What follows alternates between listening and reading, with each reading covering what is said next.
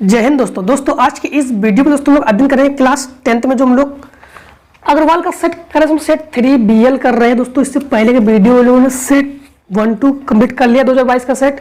दोस्तों 2019, 20, 21, 22 सभी सेट हम लोगों ने कर लिए हैं, 2022 कर रहे हैं दोस्तों। हम लोग केमिस्ट्री का अध्ययन करने वाले हैं। सबसे पहले दोस्तों केमिस्ट्री में क्या कहा गया कि प्रोपेनल है, 5 में कहा है तो प्रोपेनल है तो जिसमें CHO समूह हो उसे अल कहते हैं। CHO समूह हो उसे हम लोग क्या कहते हैं, अल। तो देखो इसमें है कहीं CHO समूह, पहले C2H5O है, C3H6O है, C4H8O है, C3H5O है, सभी में है। अब यहाँ पर हमें ये चेक करना है कि OH तो C के साथ हमेशा O क्या होना, CHO का होना क्या कहलाता है, अल कहलाता है। तो हमने आपको गिनती बताया था, हमेशा अगर हम लोग जो भी कार्बन के साथ संख्या दी जाए, अगर उसमें 2 का गुणा कर देते हैं और वो अगर O के बराबर, क्योंकि O हमेशा डबल बॉन्ड बनाता है, अगर वो H की संख्या कार्बनों की संख्या के बराबर हो जाए, मतलब कहने का अर्थ हमारे पास ये है कि अगर C1 है तो H2 होना चाहिए, अगर C2 है तो H4 होना चाहिए। इसके साथ अगर O जुड़ जाए तो वो हमारे पास अल कहलाता है। क्या कहलाता है, अल कहलाता है। ठीक है, तो देखो जरा, सबसे पहले हमारे पास C2H5 तो 2 दूनी 4, तो H के पास 4 नहीं है, ज़्यादा है। फिर दूसरा नंबर C3H6, हाँ ये सही है, क्यों 3 दूनी 6, ये सही है। इसके बाद धातु है तो बोरान, लिथियम, सिलिकॉन, कार्बन। तो बोरान, सिलिकॉन और कार्बन ये सब अधातु उपधातु है, लेकिन लिथियम एक धातु है। धातु का गुण क्या है, जिसके नाम के लास्ट में यम आ जाए वो हमारा क्या कहलाता है, धातु कहलाता है। तो लिथियम यानी दूसरा ऑप्शन Li क्या है, एक धातु है। Li क्या है, एक धातु है। इसके बाद 5वें का गा नंबर, तो 5वें का में आपके पास दूसरा सही है, 5वें खा में दूसरा सही है, 5वें का गा नंबर डॉट डॉट डॉट ठंडे तनु अम्ल से हाइड्रोजन गैस बनाता है। आपको पता है, कई बार पढ़ा है हमने, हमेशा धातु अम्ल के साथ क्रिया करके हाइड्रोजन गैस निकालता है। तो यहाँ पर ठंडे जल से, और ठंडे जल से क्रिया कौन कर सकता है, ठंडे जल, यहाँ पर अम्ल नहीं है, अम्ल नहीं है कि धातु क्रिया करेंगे, क्योंकि अम्ल धातु अगर अम्ल के साथ क्रिया करे तो भी हाइड्रोजन गैस निकलती है। तो ठंडे जल वाला इसकी पहले भी रिएक्शन एक बार आया था। ठीक है, तो ठंडे जल से क्रिया कौन करेगा, यहाँ पर जिंक। तो जिंक जो है ठंडे जल से क्रिया करके क्या निकलेगा, हाइड्रोजन। ठीक, इसके बाद बेकिंग सोडा बनाने की विधि तथा गुणधर्म लिखिए। तो बेकिंग सोडा का मतलब होता है खाने का सोडा। तो आप लोग लिखोगे उत्तर 6 का उत्तर क्या लिखोगे, 6 का 6 का लिखोगे आप लोग बेकिंग सोडा। बेकिंग सोडा का मतलब हो गया खाने का सोडा। खाने का सोडा का सबसे पहले रासायनिक सूत्र क्या है ये जानना जरूरी है, क्योंकि बेकिंग सोडा बनाने की विधि हम लोग तभी जान पाएंगे जब इसका रासायनिक सूत्र जान पाएंगे कि रासायनिक सूत्र क्या है। तो इसका रासायनिक सूत्र हमने उसको बताया था आपके पिछले वीडियो में भी, NaHCO3 सोडियम बाइकार्बोनेट, ये इसका रासायनिक सूत्र है। इसके बनाने की कई विधियां हैं, जो विधि आसान लगे बता रहे हैं, 1-2 विधि बता रहे हैं, जो विधि आसान लगे वही का आप लोग कर लेना। ठीक है, सबसे पहले बात तो हम लोग लेंगे बनाने की विधि है, बनाने की विधि। तो कैसे बनाएंगे, सबसे पहले काम करो आप लोग, सोडियम कार्बोनेट ले लो, Na2CO3 प्लस H2O ले लो, जल ले लो, और प्लस कार्बन डाइऑक्साइड गैस प्रवाहित करवा दो। इसमें क्या करवा दो, कार्बन डाइऑक्साइड गैस। तो डायरेक्टली जब इसको प्रवाहित करेंगे ना, Na2CO3 क्या है, कार्बन, सोडियम कार्बोनेट है, क्या है, सोडियम कार्बोनेट, और जल और हम लोग CO2, इसको प्रभावित करने पर, तीनों को मिलाने पर डायरेक्टली हमारा क्या बन जाता है, NaHCO3 बन जाता है। क्या बन जाता है हमारे पास, NaHCO3 बनता है, NaHCO3। बैलेंस कर लो, यानी 2 बार है ना, 2 का गुणा करके देख लो, सभी कंप्लीट है। N 2 बार, Na 2 बार, Na 2 बार, Na 2 बार, C 1 बार और 1 2 बार, C 2 बार, O 3 1 4 2 6 बार, O 3 दूनी 6 बार, और H 2 बार तो H 2 बार। तो ये बन गया हमारे पास खाने का सोडा यानी बेकिंग सोडा। एक विधि तो अपने आपको ये बता दी कि हम लोग खाने का सोडा कैसे बनाते हैं, सोडियम कार्बोनेट, ये हो गया सोडियम कार्बोनेट, ठीक, ये सोडियम कार्बोनेट हो गया, ये आपके पास जल हो गया, और ये आपके पास कार्बन डाइऑक्साइड हो गया। हाँ, ये क्या हो गया, कार्बन डाइऑक्साइड। तो इन तीनों को प्रभावित करने पर हमारे पास क्या बन जाता है, सोडियम बाइकार्बोनेट, खाने का सोडा। अच्छा, मेथड दूसरा क्या है, इसका मेथड एक, आपको एक ही लिखना है, हम दो बता रहे हैं, आपको लिखना एक ही है, जो सरल लगे वही लिखना है, ठीक है। दूसरा हम लोग NaCl से बना सकते हो, दूसरा किससे बना सकते हो, NaCl से। तो सबसे पहले हम लोग NaCl ले लोगे। NaCl क्या है, सोडियम क्लोराइड।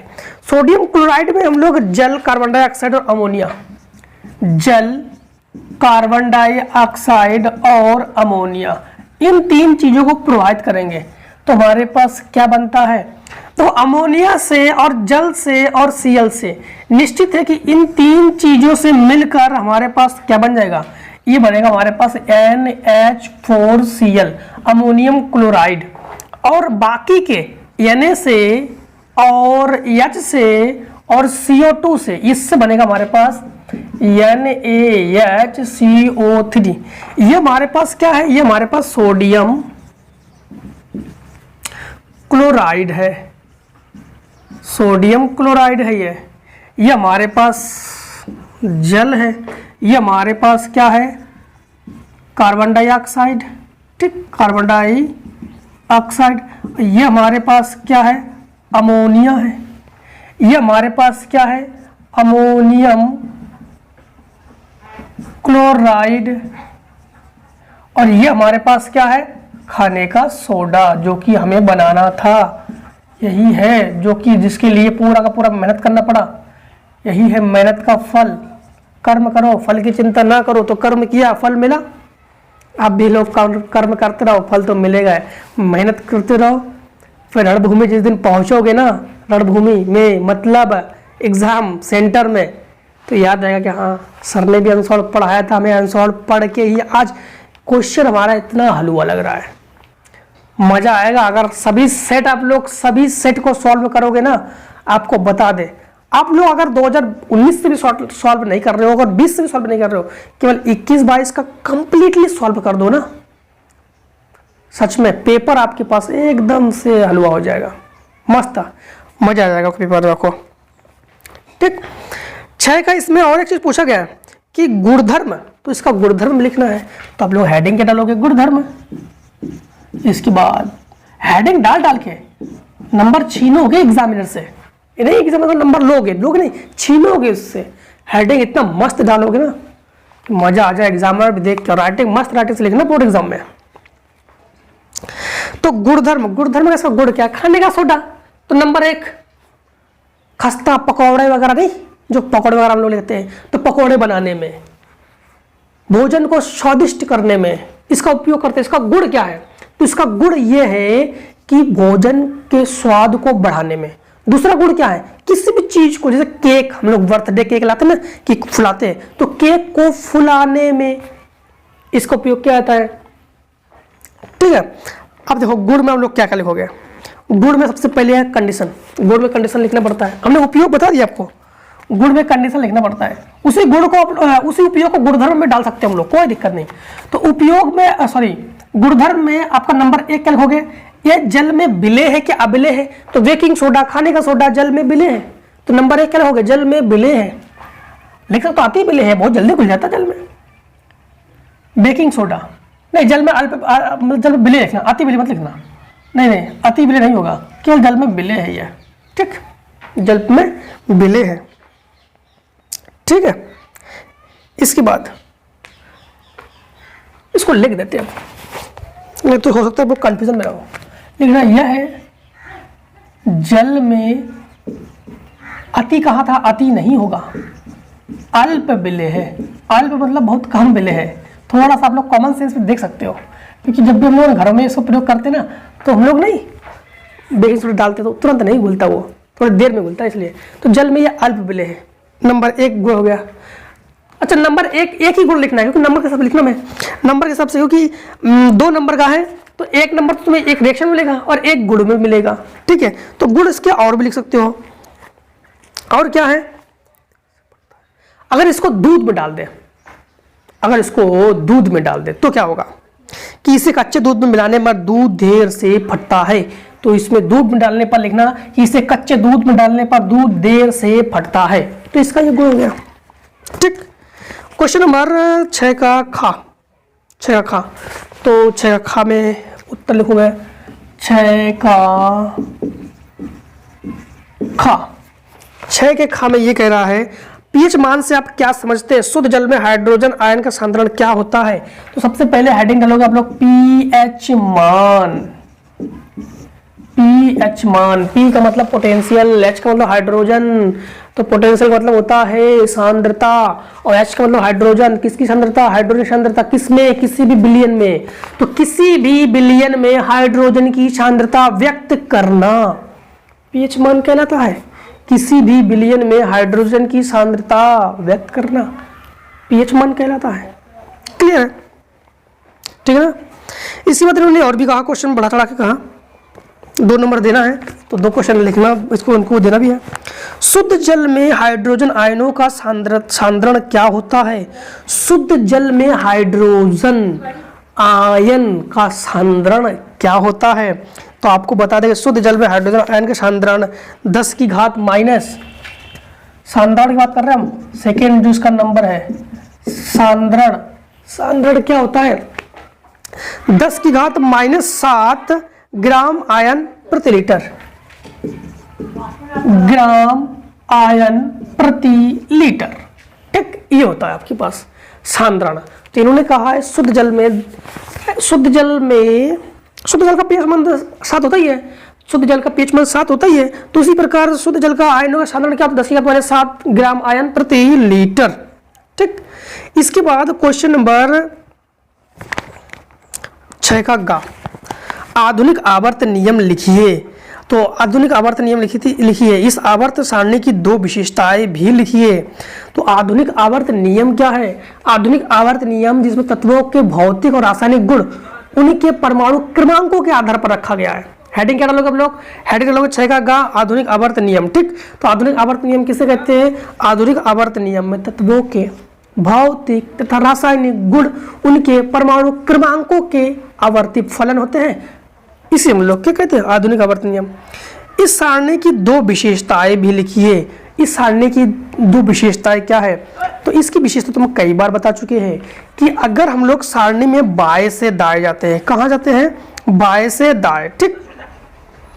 तो आवर्त तत्वों के धात्विक गुण बाएं से दाएं जाने पर बढ़ते हैं, बाएं से दाएं जाने पर आवर्त का नियम है, बाएं से दाएं जाओ धात्विक गुण बढ़ेंगे, बाएं से दाएं जाओ धात्विक गुण बढ़ेंगे, बाएं से दाएं जाओ धात्विक गुण बढ़ेंगे, याद हो गया ना।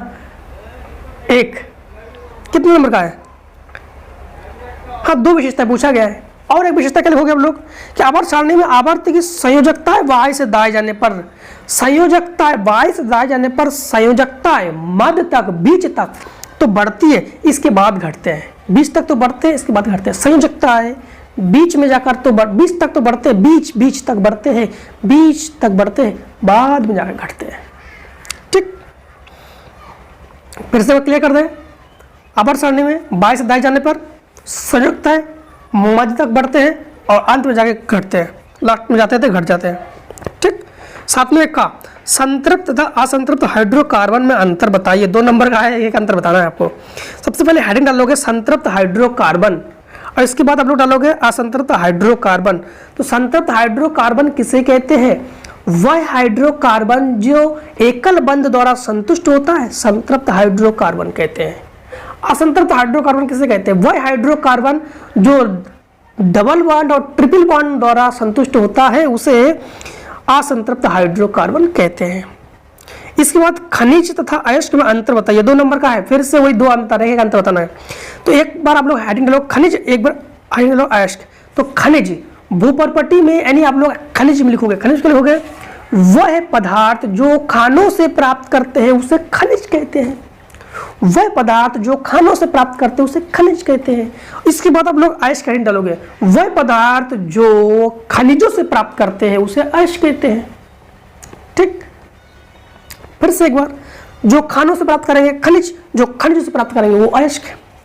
इसके बाद क्वेश्चन नंबर 8, निम्नलिखित पर टिप्पणी लिखिए। नंबर 1, कार्बनिक यौगिकों में प्रतिस्थापन अभिक्रिया या तो है सेट 1 2 दोनों पूछा गया है, 3 भी पूछा गया है, दोनों बताया था। फिर से एक बार अभ्यास करवा देते हैं। कार्बनिक यौगिकों में प्रतिस्थापन अभिक्रिया किसे कहते हैं? वह अभिक्रिया है जिसमें हाइड्रोजन जुड़ जाए, वह कार्बनिक यौगिक, वह कार्बनिक यौगिक या वह हाइड्रोकार्बन, वह कार्बनिक यौगिक या वह हाइड्रोकार्बन जिसमें ऑक्सीजन जाकर जुड़ जाए, हम लोग उसको कार्बनिक यौगिकों में, रुक जाओ थोड़ी देर रुको, कार्बनिक यौगिकों में प्रतिस्थापन अभिक्रिया है। कार्बनिक यौगिकों में प्रतिस्थापन अभिक्रिया, प्रतिस्थापन का मतलब जुड़ना नहीं है, प्रतिस्थापन का मतलब हटना है। प्रतिस्थापन का मतलब क्या है? हटना है। तो अब देखो, तो इन्होंने क्वेश्चन क्या कहा कि कार्बनिक यौगिकों में प्रतिस्थापन अभिक्रिया है। तो प्रतिस्थापन का मतलब क्या हो गया कि लिखो, हम बोल रहे हैं आपको, लिखो, सूर्य के प्रकाश की उपस्थिति में हाइड्रोजन हाइड्रोकार्बन के साथ प्रतिस्थापन अभिक्रियाएं देते हैं। क्या लिखोगे? सूर्य के प्रकाश की उपस्थिति में हाइड्रोजन, फिर से एक बार रिवाइज करवा देते हैं, सूर्य के प्रकाश की उपस्थिति में हाइड्रोजन हाइड्रोकार्बन के साथ प्रतिस्थापन अभिक्रिया देते हैं। रिएक्शन में आपको क्या लिखना है? CH4Cl2। रिएक्शन हम लोग यहाँ पर दर्शाते हैं CH4 + Cl2 रिएक्शन किसकी उपस्थिति में? प्रकाश की उपस्थिति में। किसकी उपस्थिति में? प्रकाश की उपस्थिति में। तो CH3Cl बनेगा ये, प्लस HCl बन जाएगा। यहाँ पर प्रकाश, किसका प्रकाश है? ये सूर्य का प्रकाश। ये रिएक्शन लिख लेना, ठीक है। तो प्रतिस्थापन किसका हो गया? देखो, Cl का प्रतिस्थापन हो गया, एक Cl हटा, एक तत्व हटना प्रतिस्थापन कहलाता है। तो कार्बनिक यौगिकों में प्रतिस्थापन किससे होता है कि कार्बनिक यौगिकों में क्या करते हैं हम लोग? प्रकाश सहायता से एक तत्व को Cl को हटा देते हैं, उसे प्रतिस्थापन अभिक्रिया कहते हैं। कार्बनिक यौगिकों में संयोजी आबंध पर टिप्पणी। तो कार्बनिक यौगिकों में संयोजी आबंध क्या है? तो एक चीज का विशेष आप लोग ध्यान रखना, कार्बन के साथ बंध बनाना कार्बनिक संयोजी आबंध कहलाता है। कार्बन केवल कार्बन के साथ नहीं, कार्बन के साथ किसी अन्य तत्वों का बंध बनना, जुड़ना कार्बनिक संयोजी आबंध कहलाते हैं। कार्बन के साथ हाइड्रोजन, नाइट्रोजन, ऑक्सीजन आदि तत्वों का जुड़ना कार्बनिक यौगिकों में संयोजी आबंध कहते हैं। कुछ बच्चों को लिख नहीं पा रहे होंगे, हम आपको बता दें परिभाषा कैसे लिखोगे आप लोग। कार्बनिक यौगिकों में कार्बन के साथ हाइड्रोजन, ऑक्सीजन, नाइट्रोजन आदि तत्वों का जुड़ना या बंध बनना, उसे हम लोग कार्बनिक यौगिकों में संयोजी आबंध कहते हैं। कार्बनिक यौगिकों की IUPAC नाम पद्धति पर टिप्पणी लिखनी है। देखो, IUPAC नाम पद्धति पर टिप्पणी लिखना है। तो सबसे पहले IUPAC नाम लिखते समय हमें किन किन बातों का ध्यान रखना है? सबसे पहले तो हमें ध्यान रखना है कि जब भी IUPAC नाम लिखेंगे तो संख्यात्मक पूर्व लग्न, संख्यात्मक पूर्व लग्न, ठीक, मतलब पहले कार्बनों की संख्या पर ध्यान रखेंगे। किस पर ध्यान रखेंगे? कार्बनों की संख्या पर ध्यान रखेंगे, ठीक है। सबसे पहले हम लोग किस पर ध्यान रखें? कार्बनों की संख्या, फिर पूर्व लग्न का नाम, पूर्व लग्न का नाम प्लस संख्यात्मक पूर्व लग्न, फिर पूर्व लग्न का नाम, फिर शब्द मूल और फिर प्राथमिक अनुलग्न। शब्द मूल प्लस प्राथमिक अनुलग्न, प्राथमिक अनुलग्न प्लस द्वितीयक अनुलग्न, द्वितीयक अनुलग्न, इसे हम लोग कहते हैं कार्बनिक यौगिकों में IUPAC नाम। कार्बनिक यौगिकों में IUPAC नाम लिखते समय सबसे पहले कार्बनों की संख्या पर ध्यान रखेंगे कि कार्बनों की संख्या कितने हैं। पूर्व लग्न का नाम, तो कार्बन से यानी कि सबसे पहले पूर्व लग्न का नाम, इससे पहले कार्बनों की संख्या से पहले उसका आने वाले नाम, जैसे अगर कोई हाइड्रोजन वगैरह आ जाए, हाइड्रोजन आ जाए तो उसका नाम पहले लिखते हैं। अगर कोई समूह आ जाए तो कार्बन के बाद उसका नाम लिखते हैं। फिर शब्द मूल का ध्यान रखते हैं, प्राथमिक अनुलग्न और द्वितीयक अनुलग्न, इसका ध्यान रखते हैं। इसका ध्यान रखने के बाद ही हम लोग आईयूपीएसी नामकरण करते हैं। ठीक है, तो आप लोग कैसे लिखोगे कि आईयूपीएसी का नामकरण करते समय संख्यात्मक पूर्व लग्न का नाम, शब्द मूल, प्राथमिक अनुलग्न, द्वितीयक अनुलग्न, इतने का ध्यान रखकर आईयूपीएसी नामकरण करते हैं। बस इतना लिखना आप लोग। इसके बाद अगर ये नहीं करना है तो 8वें का आप लोग अथवा करना है। एथेनोइक अम्ल बनाने की एक विधि, तो 3 रासायनिक समीकरण और रासायनिक गुणधर्मों का रासायनिक समीकरण भी लिखिए। सबसे पहले आप लोग लिखोगे उत्तर नंबर 8 का अथवा। ठीक, उत्तर 8 का अथवा। सबसे पहले हम लोग बनाएंगे क्या, एथेनोइक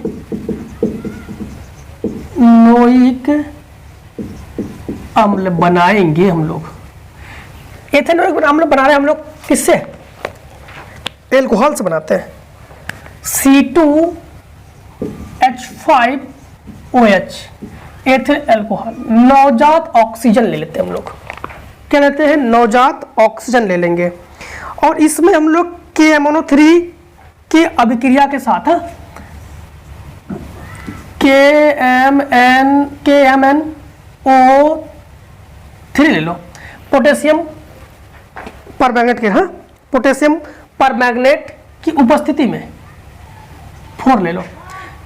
ये हो गया हमारा एथिल अल्कोहल, ये नवजात ऑक्सीजन। और KMnO4 की उपस्थिति में, या कुछ भी कर सकते हो हम लोग, क्या कर सकते हो, K2Cr2O7 की उपस्थिति में, यानी एथिल अल्कोहल को नवजात ऑक्सीजन के साथ, यानी KMnO4 उत्प्रेरक में ले लो या K2Cr2O7 उत्प्रेरक ले लो। इसके साथ क्रिया करवाते तो हमारे पास मिलता है हमें क्या, CH3COOH, ये मिलता है। आखिर ये है क्या, ये एथेनोइक अम्ल है। और प्लस हमें H2O, मतलब ध्यान रखना कि यहाँ पर ये O इसके साथ जुड़ के हो जाएगा OOH, इसके पास एक H निकल जाए, ये 2H निकलेगा तो क्या हो जाएगा H2O। अब हम लोग इसका क्या कर लेंगे, बैलेंस कर लेंगे। तो बैलेंस के लिए हमें क्या करना पड़ेगा, C 2 बार है तो 2 का गुणा कर लेंगे। यही है हमारा पास एथेनोइक अम्ल है। एथेनोइक अम्ल का यही फार्मूला है, एथेनोइक अम्ल। तो एथेनोइक अम्ल कैसे बनाते हैं, एथेनॉल की अभिक्रिया नवजात ऑक्सीजन से करते हैं और KMnO4 की उपस्थिति में करते हैं तो हमें एथेनोइक अम्ल प्राप्त होता है। C 2 बार है, इसमें गुणा नहीं करना होगा। अब इसकी इन्होंने क्या कहा, इन्होंने कहा है कि 3 रासायनिक गुणधर्मों का रासायनिक समीकरण भी लिखिए। 3 रासायनिक गुणधर्म के रासायनिक समीकरण, तो 3 रासायनिक समीकरण लिखेंगे। तो नंबर 1, यानी एथेनॉल की क्रिया करवाएंगे, किसी के साथ भी करवा सकते हो। सबसे पहले हम लोग CH3COOH, ये एथेनोइक अम्ल है, इसकी क्रिया हम लोग NaOH के साथ करवाते हैं। जब करवाएंगे धरना NaOH के साथ, ये H इसका विस्थापन होकर OH के जगह मिलेगा तो H2O बनेगा। तो हमारे पास बनेगा क्या, CH3COO Na बनेगा और प्लस H2O बन जाएगा। दूसरा रिएक्शन देखो, दूसरा CH3COOH प्लस, किसी के साथ भी करवा सकते हो क्रिया। आपको कितने क्रिया करवाना है, 3 क्रिया करवाना है। अब की बार हम लोग सोडियम बाइकार्बोनेट खाने का सोडा, तो NaHCO3 के साथ करवा रहे हैं।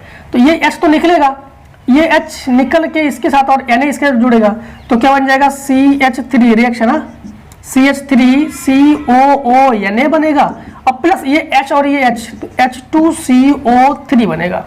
ये आप लोग ऐसे कर सकते हो, H2O कर सकते हो, इसमें H2CO3 ना करके H2O कर लो और प्लस CO2 कर लो, क्योंकि CO2 O ने एक है, वो इस 3 O से एक O यहाँ पर आ गया और 2 O यहाँ पर आ गया तो H2O प्लस CO2 बन जाएगा। अगला रिएक्शन आप लोग इसी के साथ करवा दो,